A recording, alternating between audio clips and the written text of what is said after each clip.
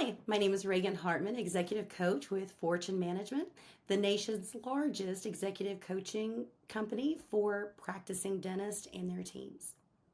For the past 27 years, I have worked with dental offices all across the Southeast in helping them implement the systems and the strategies that tackle the most common challenges that dental offices face.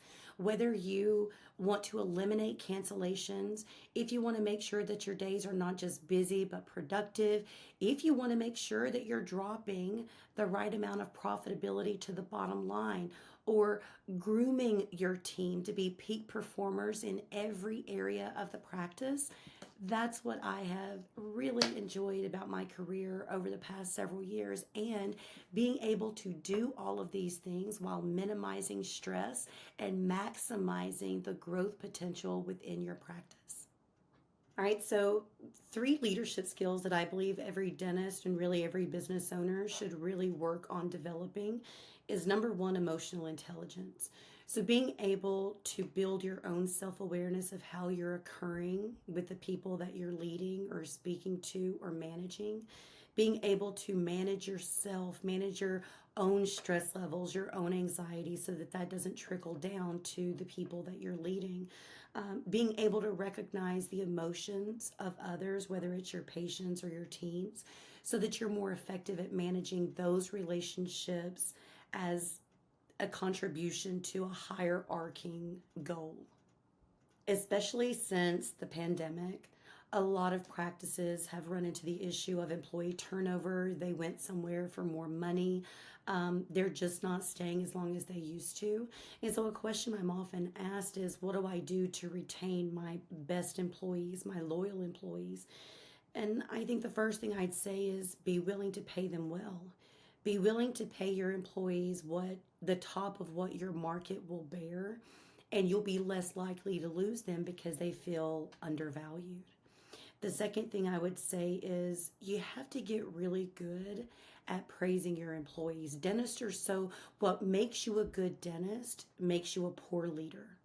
Because in dentistry, your job to be an outstanding clinician, you're looking for problems that are millimeters big. And that skill does not translate when you're leading people. When your team hears more about what they get wrong than what they get right, it's hard to stay in an environment like that where the standard is always evolving and you're expected to perform at a peak level, but no one notices the good that you do, but every mistake might be highlighted by multiple people. So I say that's number 2. And then number 3, always be willing to invest in their training. I don't think you ever reach the end of training when you're a business owner. I think there are always skills that we can nurture and massage and condition and develop. So be willing to invest in ongoing training. It's just never over.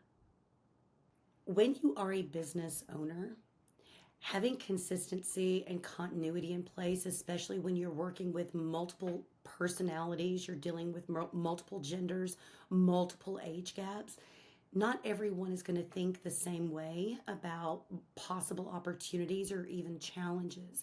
And so to make certain you are fostering an environment of constant communication, collaboration, and improvement, 3 things I recommend all offices do. Number 1, have a morning huddle.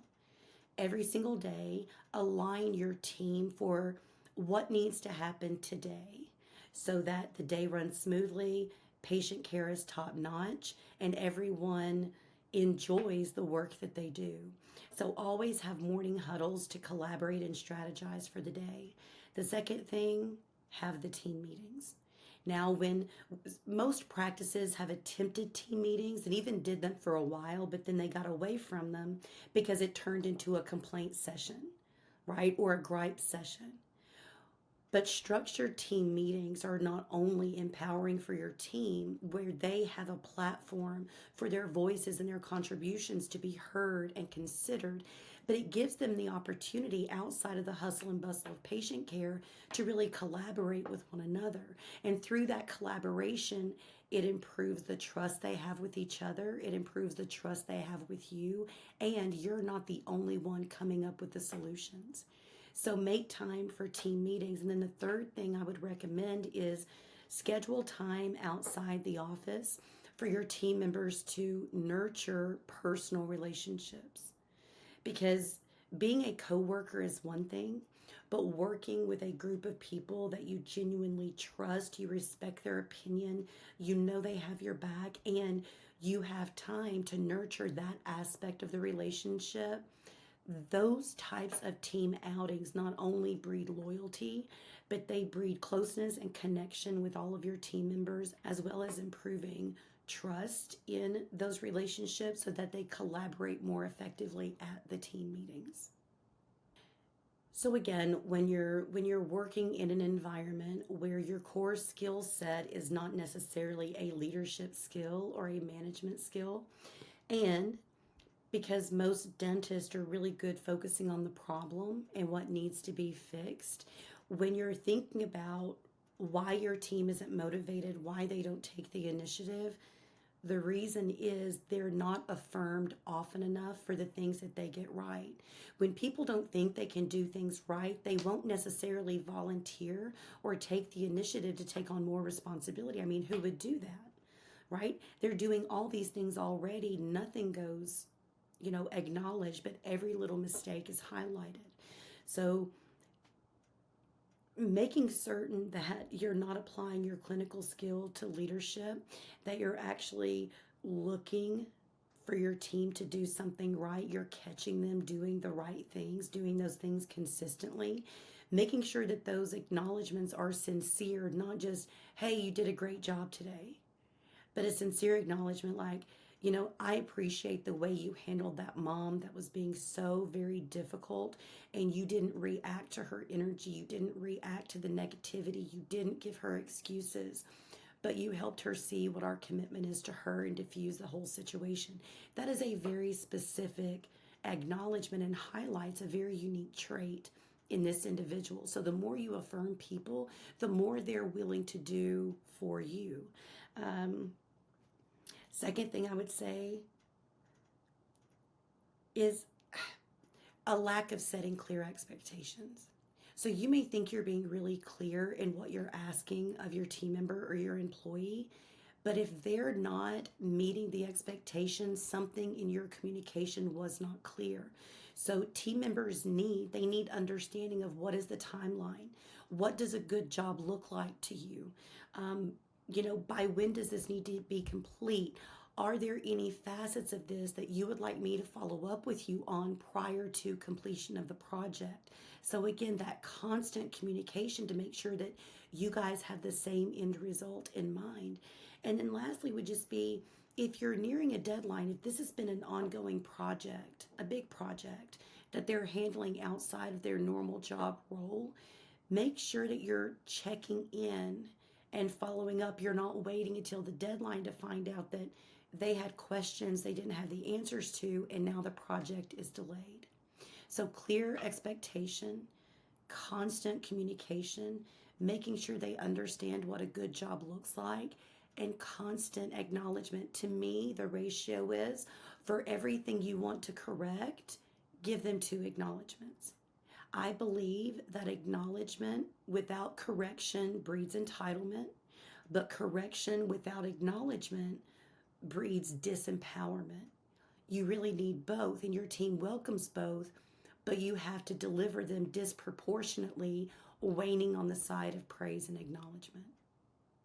So again, if you are a dentist and you have found yourself, asking certain team members to complete a task or take on a project only to be disappointed in the end with either the quality of the work, the timeline with which it got completed, or just whether or not it got completed, then some things I would certainly recommend that you do is, first and foremost, anytime you make a request of a team member, make certain you're being crystal clear on what your expectation is. Like what does a good job look like? What is an appropriate timeline? By when do you need this completed? What resources can you provide to them in order to help them complete this task? And then are you open to questions from them if they need to clarify or if they need to lean on another team member for support? Oftentimes, doctors stop delegating because someone didn't carry the ball across the finish line, but the doctor did not necessarily own his or her role in clarifying those expectations for the team member. How often do you want them to check in with you? How often do you want them to follow up? And every doctor's a little bit different. So it's not like follow up once a week, follow up once a day, there's no hard and fast rule here, but it's more making sure that your expectations are clear, that your priorities have also been clarified, right? Where they can see where can they fit this in to all the things they're currently trying to manage and get done, right? So I think clear expectations, number one. The second thing I would say is make sure you're asking the right person. There are some personality and behavioral types that are naturally gifted to do certain things. You have your detail-oriented team members. You have those that are more visionary and opportunistic. You have others that think in terms of structure, right? Layers and steps and systems. And you have others that are your people. They enjoy the relationship building. They enjoy engaging with individuals and getting to know people. So whatever the expectation is, find the person in your office who is more naturally suited to be good at the task that you're delegating. And then the third thing I would say is make sure that you're checking in and following up. That again, you're not waiting until the day before or the day of to find out nothing's been done because maybe you forgot to provide the contacts that they were supposed to reach out to, or you didn't provide the list of questions that they were supposed to ask. So make sure you're checking in and following up. And then lastly, and probably most importantly, make sure you're getting a commitment and a buy-in. A lot of times people are agreeing, but they're not committing. And if you don't have a commitment, you really don't have anything to hold anyone accountable to. They agreed it was a good idea, but they weren't necessarily committing to take it on. So I think clear expectations, making sure you choose the right person to delegate to, making sure that you're following up with them to provide support, provide direction, provide feedback. And then lastly, making sure that you're getting a real commitment and a by when this task or project will be completed. So I get this question a lot, which is how can I nurture this environment or this culture where my team wants to constantly do better, get better, grow professionally, grow personally? How do I build that into the mindset of this team that I'm leading? And the first thing, you have to make sure that constant improvement and constant learning is part of your practice philosophy. So when you guys sit down to develop a vision and kind of align with what we're going to build together, part of that visioning is knowing the philosophical vision of our organization. What do we believe in? What are the core values that guide us? Is it trust and integrity and empathy and compassion and meticulous quality and constant improvement? Or is it something else?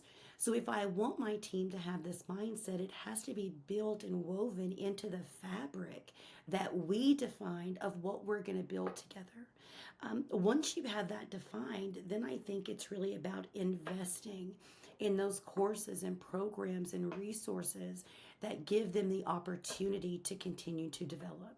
Whether it's sending your hygienist to a laser course or maybe an advanced perio course, sending your front office to like the American Academy of Dental Office Managers for constant training, learning new management skills, learning new leadership techniques and tactics, or if it's sending your assistant to, expanded functions training. But when they see you're willing to invest in their ongoing professional development, you would be amazed at how many people are thirsty and hungry for that as well. So be willing to invest in it, and then set aside time with your team to check in. All right, we just got back from this perio course in Atlanta. What are we going to do with what we learned? Who's going to be accountable to usher that forward and make it part of our new standard of care? And what KPIs are we going to monitor to see what impact it's having? But make sure we have this, again, that C word.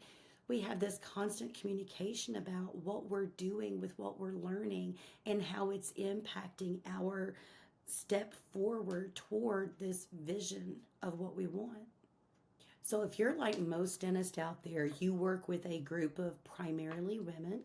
And let's just say, again, when you're dealing with so many different personalities, conflict is inevitably going to come up, especially when you're setting goals and you're constantly growing and constantly learning new things. And knowing that different people learn at different paces and everyone has a different role and different responsibilities.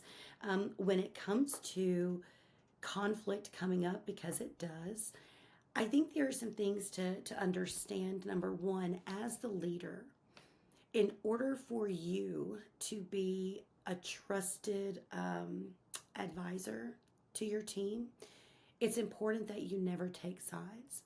That if you have someone on your team that's bringing you feedback about someone else, you as the leader must never take sides, because you have to recognize that the story they're telling you is only their perception of what happened. You're missing a whole nother side. And so rather than taking sides, I think your role is to help both team members reframe what happened. Now, what does that mean? I mean, help them try to see the situation from the other person's perspective. Help them see the situation from the other person's point of view. Offer them distinctions that in their anger or their frustration, they weren't able to make because they were so stuck in their story and stuck in what they believed to be true. So help your team members reframe. Well, she did have this really agitated patient right before then. Do you think that might have had something to do with it? Or, her schedule is run behind for 3 straight days. Do you think, her frustration with that might have lent to that attitude or that snippiness that you felt?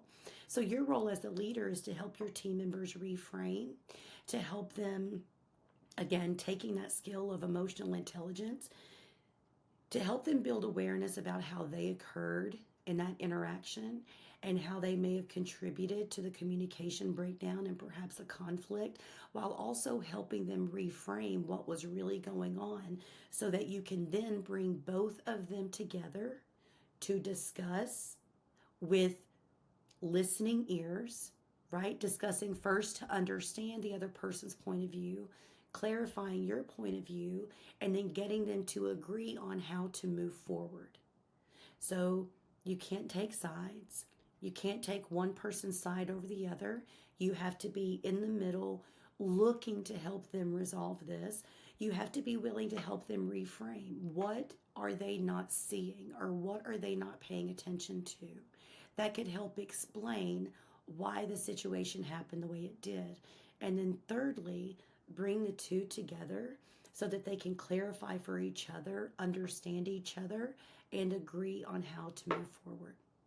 So as a practicing dentist and a business owner, there are always a number of balls that you have in the air. Whether you're focused on, implementing implants in your practice, or expanding your perio program, or integrating a new software for your front desk for patient communication. Then you also have the basketball games and the dance recitals and the date nights with your spouse. And there are all of these facets of life that we're constantly juggling, wanting to give 100% of ourselves to every single piece. Well, one of the things that we do with our clients, and it's actually one of my favorite things to do, if I'm being honest, is I believe in living a life by design. I think too many people focus on making a living instead of designing a life. And so they end up on this never-ending hamster wheel of the to-do list and the to-be list, but don't really make much progress. So instead, I invite all of my clients to define what they want in their life in 6 primary areas, right? One of those is their career, it is their business. One of those is their relationships with their kids, relationships with their spouse, relationships with their team. One is financial. And then we have these other compartments that we also want them to think through and really envision what their ideal is. Once they've actually taken time to design this exquisite, beautiful life, then I want to help them understand that there are people in the world who are living the life that they absolutely love, and those people have the same number of hours that my clients do. So then I walk them through a process, myself and my colleagues at Fortune, a process called defining their time economics. And all time economics means is how much time are you going to contribute to the economic success you want your business to generate or you want your career to generate. And most people believe you have to work so many hours or so many days or be open so many months to really fuel that financial impact. And 27 years of coaching has taught me that's actually not true. You have to design it the way you want it first, and then prioritize those things that are most important in the 24 hours that you have. All the other urgent stuff can be addressed in the fringe, but not at the sacrifice, not at the cost of those things that are most important to you. So design your life the way you want it. Prioritize each hour of your day, making sure that every day you have time to contribute in developing what you want in each of those areas, and then let everything else fill in the gap. So, when I think about some of the more inspiring examples of real life leadership from some of my dental colleagues across the country, there are a few that really stick out to me. One in particular, and I might tear up on this one, but one in particular, this was back in 2020. We all went through a very similar experience in 2020. Um, and, you know, when businesses were shut down without notice, you just woke up one day and you couldn't go into work, you couldn't open your practice, you couldn't see patients. Um, there was a lot of uncertainty and a lot of fear, not just from team members who all of a sudden can't go to work, they don't know how they're going to pay their bills, but also from the business owner, because yes, their team didn't have a job to walk into, they didn't have a job to walk into, they're fearing for their patients, how long is it going to take to recover. And in the midst of this tremendous uncertainty, I had one client in particular, and my phone, along with all of my colleagues, our phones were ringing incessantly about what do I do? How am I going to reopen? How am I going to, be able to pay the bank note? How am I going to be able to do this? But there was one client in particular who reached out and said, okay, how are we going to make sure that our team is paid through the end of the month until we can help them sign up for unemployment? Because we don't know when we're going to reopen. And they were closed for 8 weeks, I believe, like fully closed for 8 weeks, and then had to slowly reopen. Through the end of March was the month that their state got shut down. Through the end of March, they paid their team what they would have earned if they were working their normal hours. And as they were paying their team what they would have earned so they could still pay their bills, they could still do all of that, they helped them while they couldn't practice. They helped them fill out the unemployment paperwork, and they helped them make sure that income did not stop until the practice could open back up. It was the most amazing thing. So I get emotional when I talk about it. It was beautiful. It was the complete opposite. It was like in that moment of uncertainty, they found their certainty in being able to make sure everyone around them was taken care of. It was just incredible. So that is probably the number one for me. The number one most inspiring. The second, I would say,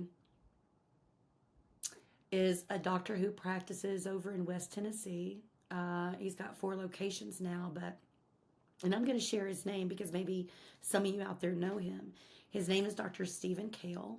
He is the owner of Premier Dental Center in West Tennessee, so Jackson, Bells, Milan, and now Lexington. And he has spent so much of his career nurturing the relationships of the people that he works with. And he genuinely cares about their well-being, genuinely cares about whether or not the practice is helping them balance being a mother and a parent and a wife and all of those things. And he has earned so much respect from his ladies. I think his average employee tenure up until COVID, which there was a lot of disruption then, I think his average employee had been with him over 20 years. And they're a high performing team, high performing business, but they are so committed to him. Now, true leaders inspire that commitment and they inspire that loyalty and they endear him. That they endear him like he is beloved by every single member of that team. And it takes a special person to do that and run a business and, you know, um, be able to earn the love and the trust of your patients. He is just a really special person. And so he's probably the second that I would say. Um, and I have one more, and this was actually recently. Um, I have another doctor. He's fairly young. He's in his actually, he just turned 40. So still fairly young in business. And a few years ago, he has one of the highest performing practices I've ever seen for a single or a two doctor practice. Um, and what I find so amazing about him is when we were setting his goals a few years ago, he said, I don't want to necessarily produce anymore. I'm happy with what I'm earning. But I want to take more time off. And as he considered taking more time off, he thought, but if I take this much time off, then my team won't bonus. And he was going through, that whole decision-making cycle. And what he ultimately decided to do was to close his office for 5 weeks, give his team 5 weeks of paid vacation. They basically take a week off every 8 weeks. And what has happened in doing so is that they have continued to grow. So I think his decision to recognize that burnout is a thing, to recognize that if he's suffering from it, his team is too. And so to so generously build those weeks of vacation in without them having, they just get it paid, right? So they don't have to worry about getting in the hours to pay their bills. And in spite of taking more time off, they have continued to grow and expand. So I thought that was a really courageous decision because he didn't know how it was going to turn out, right? But it's been one of the best decisions he's made. So take care of your people. If there's one thing that I think is the quality in all great leaders, they take care of their people. They take care of their people first, knowing that if they take care of their people in turn will take care of them.